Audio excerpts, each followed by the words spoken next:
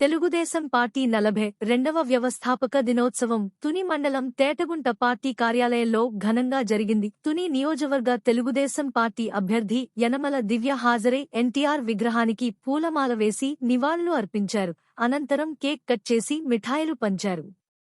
ఈ సందర్భంగా యనమల దివ్య మాట్లాడుతూ, తెలుగువాడి ఆత్మగౌరవం కాపాడేందుకు స్వర్గీయ ఎన్టీఆర్ తెలుగుదేశం పార్టీని స్థాపించారని, టీడీపీ వచ్చిన తర్వాత రాజకీయాల్లో నూతన ఒరవడికి నాంది పలికారని, రాజకీయ సమానత్వం లభించింది అన్నారు.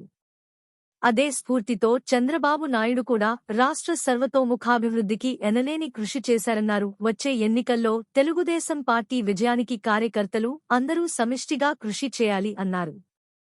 ఈ కార్యక్రమంలో సీనియర్ నాయకులు యనమల రాజేష్, సుర్ల లోవరాజు, మోతుకూరి వెంకటేష్, చింతమనేడి అబ్బాయి, మాజీ మున్సిపల్ చైర్పర్సన్ కుసుమంచి శోభారాణి, ఇనుగంటి సత్యనారాయణ, మళ్ల గణేష్, చొక్కా అప్పారావు, కరప అప్పారావు, తుని మండలం, తొండంగి మండలం ముఖ్య నాయకులు, కార్యకర్తలు పాల్గొన్నారు. ప్రజల్లోకి తీసుకెళ్లి వాళ్ళకి ఒక అవగాహన తీసుకురండి. సూపర్ 6 ప్రోగ్రామ్స్ పైన ఇవన్నీ చేస్తే మన గ్రాఫ్ తప్పకుండా అత్యధిక మెజారిటీ తోటి మనం గెలుస్తాము. డాడీ రికార్డ్ సాధించాలి. మనం మీరంతా తప్పకుండా నా వెంట ఉంటారని ఆశిస్తున్నాను. జై తెలుగుదేశం, జై తుని.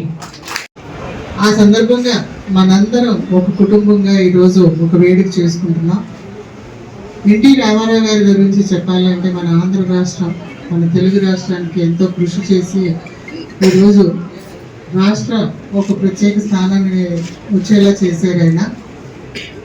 మరి ఆయన ఎన్టీఆర్ గారు ప్రచారంలో భాగంగా ఎన్నో మంచి పనులు చేశారు.